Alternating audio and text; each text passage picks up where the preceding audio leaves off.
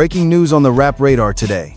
You and I are tracking a massive federal sweep hitting Pooh Shiesty's crew. Dozens of alleged gang members are in custody.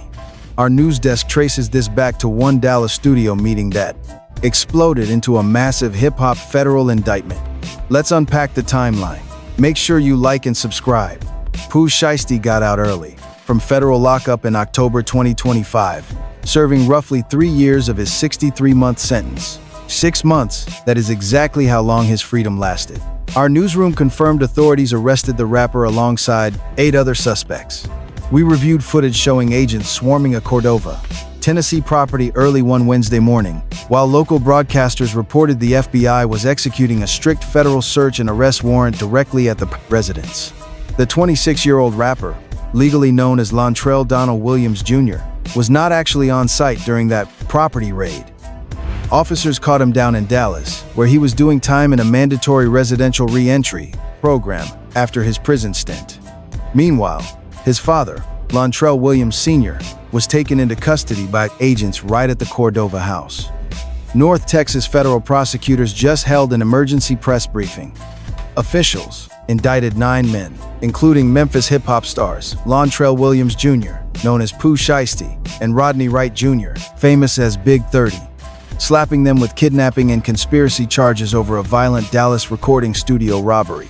The prime targets caught at the center of this Dallas studio chaos were 3 music industry professionals, including Atlanta rap icon Gucci Mane's artist, Roderick Davis, who flew to Dallas for a scheduled business meeting.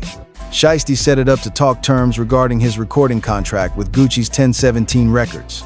Prosecutors slapped 9 guys, Pooh Shiesty and Big 30 included, with heavy federal kidnapping and conspiracy charges.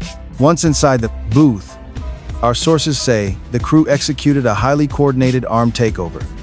Investigators claim Shiesty produced an AK-style pistol, forcing a victim to sign contract release papers at gunpoint. The remaining crew flashed guns, stripping the victims of Rolexes, heavy chains, cash, and other valuables, then barricaded doors to prevent escape. Again, prosecutors allege Shiesty pulled out an AK-style pistol and forced a victim to sign a release from their recording contract at gunpoint. Officials called Pooh Shiesty the mastermind of this conspiracy plot, noting a co-defendant blocked the studio exit so nobody could escape the scene. Wright Jr. literally used his body to jam the studio door shut to prevent escapes, while another victim was brutally choked until they nearly passed out. Now, here's where you and I look at the legal stakes. This grabbed federal attention immediately because during the robbery, Shiesty was actively sitting on federal house arrest for a previous Florida gun conviction. He had just been released from a federal facility back in October after serving 3 years of his 5-year prison sentence. The strict terms of his home confinement legally stated he could not commit another federal crime or touch a firearm. Our desk reports he allegedly did both in one night. 8 of the 9 defendants were bagged across Dallas, Memphis, and Nashville. The final suspect, Terrence Rogers, initially remained at large, but that did not last. An FBI rep confirmed to our reporters that Rogers got caught in Atlanta shortly after. With the 9th suspect captured in Atlanta, all 9 defendants now stare down serious federal kidnapping indictments, which hand them a maximum life sentence behind bars if convicted. The U.S. Attorney for the Northern District of Texas, Ryan Raybould, did not hold back at the media briefing. He noted the victims in this case traveled to Dallas just to handle legitimate music business, only to face down heavy artillery and serious violence. U.S. Attorney Raybould stressed that these executives flew into Dallas strictly for legitimate corporate business, and they were ambushed with guns and brutality. If you're finding this report helpful, hit that subscribe button. Now, how did one of rap's biggest comeback stories crash into a highly explosive federal indictment? You and I have to trace the origins back to South Memphis. Williams was born down in South Memphis, raised tough in the notorious Cane Creek apartments. That specific address holds real weight in the Memphis hip-hop scene. Cane Creek is definitely not the neighborhood that hands you an easy introduction to life. It is the type of environment that forces you to either escape it or embrace it completely. Pooh Shiesty zeroed in on rap at 18, but long before the studio, there was the streets. He founded the Choppa Gang crew, sharpening his rapid flow by dropping freestyles in his school cafeteria, on the block, and online. Pooh Shiesty built the Choppa Gang crew and honed his craft by spitting bars in the lunchroom, around his neighborhood, and online. Running with the Choppa Gang, which heavily included Big 30, he made massive waves with breaking news in 2018. They were totally inseparable from day one, two kids from the same block, making similar tracks, moving with the exact same energy. That dynamic, as you and I will uncover, played a huge part in the Dallas fallout years later. Gucci Mane slid into Shiesty's Instagram messages in April 2020 after catching one of his viral YouTube drops. That message flipped the script. Gucci messaged Pooh Shiesty on Instagram back in April 2020 after seeing a YouTube video. Dropping a few hot singles put Shiesty right on the radar of Tess. Gucci Mane, who locked him in at 1017 Records. Through a joint deal, he linked with Atlantic Records in April 2020. Our sources say the contract was worth roughly $10 million. On November 6, 2020, Shiesty dropped Back in Blood with Lil Durk. It quickly became his biggest, most streamed track, backed by an official music video serving as a heavy tribute to King Von. The hip-hop scene erupted. Memphis rap found its newest star. Pooh Shiesty released Back in Blood featuring Lil Durk on November 6, 2020. His first studio project, Shiesty Season, smashed right into number 3 on the Billboard 200. The tape pulled in Lil Durk, 21 Savage, Gucci Mane, and the fresh Memphis voices the city had groomed for years. Shiesty seemed totally untouchable until he crashed. By October 2020, cops grabbed him over a shooting down in Bay Harbor Islands, Florida. He caught multiple heavy charges like armed robbery, aggravated assault, battery, and theft. The very next June, he took another pinch for a shootout outside a Miami strip club.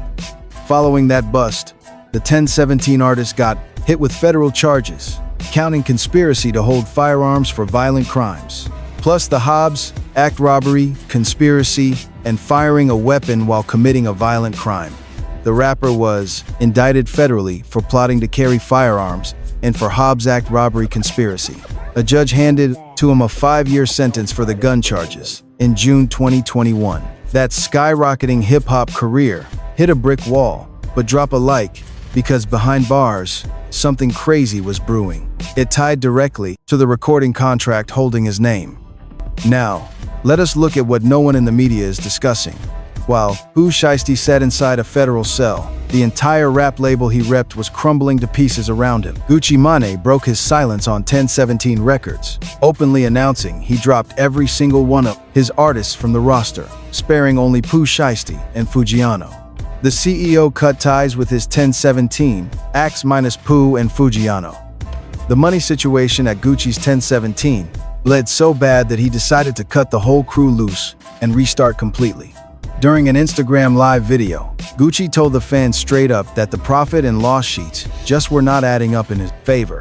Even with Pooh and Fujiano winning big, Gucci's team faced massive hurdles after launching the new 1017 in 2020. Tragic news hit when Gucci's artists Enchanting and Big Scar passed from overdoses in December 2022 and June 2024, leaving the entire brand barely surviving.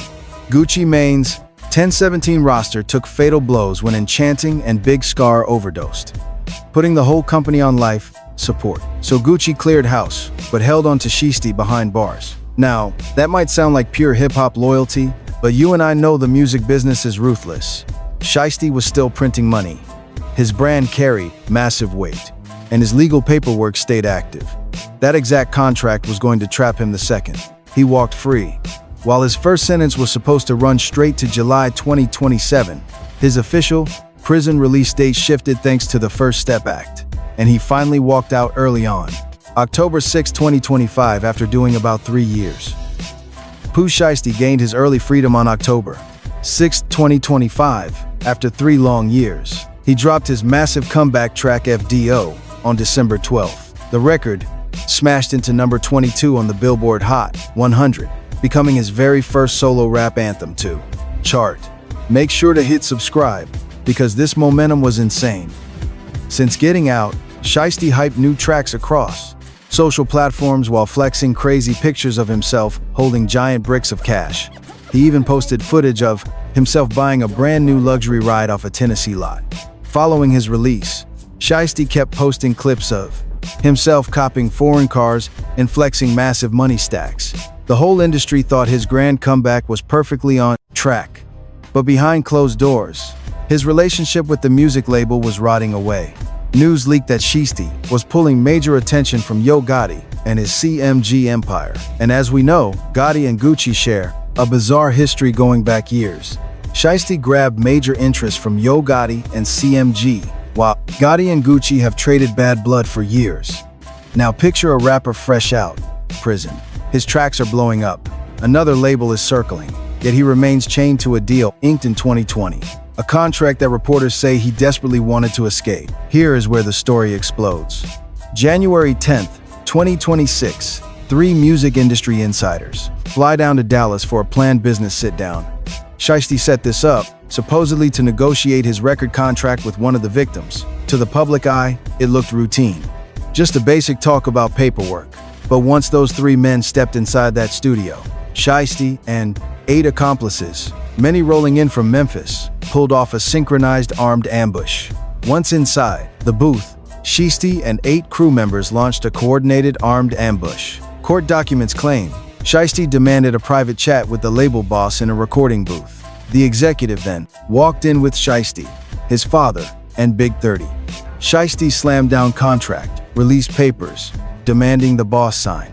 They argued. Then Shiesty flashed what looked like an AK-style handgun and made him sign it. Then he snatched the man's wedding band, watch, earrings, and cash. After slamming down the release forms, he aimed the AK-style weapon, forcing a signature, before stripping him of his wedding band, watch, earrings, and cash. Walking out, the other crew members drew weapons and robbed the remaining 2 victims. One of those men was choked until he nearly lost consciousness. Big 30 physically jammed the studio exit to trap the victims inside. And Big 30 didn't just bring heat. Federal reports state he filmed pieces of the brawl on his phone because Shiesty told him to. He allegedly filmed Gucci Mane on his device, catching audio of Gucci confirming that Pooh Shiesty was officially cut from 1017. Big 30 filmed the chaos directly on Shiesty's orders, catching raw video of Gucci Mane for the blogs. Before we examine the paperwork, hit that like button. Because this wasn't just a simple heist. There was a legal paper. Clause 1 demanded Shiesty get to immediately break his deal with 1017 Records. Clause 2 demanded he walk away entirely obligation-free, seizing total control of his masters and publishing rights. Word is, that's exactly what Gucci refused to surrender. Plus, Shiesty's alleged contract pushed to hand 1017's Atlantic Records veto power right to Shiesty to use however he wanted. The paperwork allegedly shoved in Gucci's face, handed Shiesty his masters, wiped his debts clean, and gave him Atlantic Records veto power. Shiesty's dad supposedly helped orchestrate this summit, even hitting a Staples earlier that afternoon to print out the exact release papers tied to this alleged extortion plot. Our newsroom found the entire setup, from the print shop to the studio trap, was heavily premeditated. It wasn't some random outburst of anger, but a trap. Detectives state that cell logs, security cams, license, plate scanners, and an Apple AirTag tucked inside a swiped bag all tracked back to the crew. Agents combined mobile data, security video, plate scanners, and that stolen AirTag to firmly link these suspects to the hit. And merely hours later, multiple suspects hopped on social media, flexing what looked like the exact stolen icy chains. One flashed a Rolex, another posed rocking snatched diamonds. Feds were literally piecing the timeline together straight off their Instagram grids. Then, Gucci Mane pulled a move no one saw coming. He hit the booth and recorded. By April 10th, Gucci dropped Crash Dummy, a track directly addressing and seemingly verifying the clash with Pooh Shiesty. Gucci dropped Crash Dummy on April 10th, appearing to validate the entire showdown with Pooh Shiesty. Hip-hop Twitter fractured instantly. Some yelled clout chaser, others yelled snitch. If you agree a man can speak up against a barrel, hit subscribe now. Pooh Shiesty walked into a Dallas courthouse and met the crushing reality of the federal system. A federal magistrate in Dallas shut down his bond, stating no bail terms could keep the streets safe. Back in court, a federal judge in Dallas denied Pooh Shiesty bail today, ruling no release conditions could guarantee public safety. But his co-defendants got a totally different deal. Big 30 secured a $100,000 bond with home, detention, and ankle monitoring, while the Memphis rapper's father secured a $250,000 prance bond under strict house arrest, exclusively cleared for court dates. As we reported, Big 30 landed a $100,000 bond, and his dad got a $250,000 house arrest deal. Same charges, very different outcomes. Why the split? Well, prosecutors weren't merely calling the hip-hop star a flight risk. They argued he presents a much larger threat. In new documents, the feds claim the artist cannot be released under any scenario, writing that no strict conditions can protect the community or testifying witnesses against Williams, Jr. from his ongoing threat. The prosecution literally wrote, "The danger here is concrete. Williams Jr. himself has shot at least 2 people. He directs a Memphis street crew of about 100 members. He is someone who summons an armed entourage at will." Let that sink in. Federal prosecutors say he runs a massive Memphis gang of 100 active members. A man who can mobilize an armed squad instantly. A 100-man mob on call. The government does not throw these accusations around light. In official rap trial filings, they put it in ink, on the public record, telling a federal judge this guy operates as a mob boss who commands armed shooters anytime. That isn't just a criminal charge, that's a kingpin profile, and it becomes the exact lens shaping this entire hip-hop news saga. Bail was already highly unlikely, according to legal analysts, considering federal agents say the trap star committed this crime while rocking a court-ordered GPS monitor. Experts agree that freedom was a long shot since he allegedly committed the offense while strapped with an ankle monitor. But his legal team fought back hard. Shiesty's high-profile lawyer, Bradford Cohen, highlighted a 3-month delay between the crime and the arrest. Cohen claimed this massive delay proves federal agents doubted the truthfulness and consistency of the witness statements, noting police usually move way faster when victim stories are solid and reliable. The defense attorney, Bradford Cohen, hammered on that 3-month gap before the bust as clear proof of serious concerns regarding the witness's credibility. But the judge wasn't buying it. On April 8th and 9th, 2026, Shiesty faced a federal magistrate in Texas for his bond hearing. After reviewing the heavy severity of these violent allegations, the overwhelming evidence, and his obvious flight risk, the judge demanded he stay locked in federal custody pending his court date. The trial got delayed until February 22nd, 2027, giving the feds and his defense plenty of months to build their cases. So Pooh Shiesty's official trial date is now February 22nd, 2027. Hit that subscribe button, because prosecutors also hinted they might file more charges tied to his alleged gang ties and previous violent shootouts.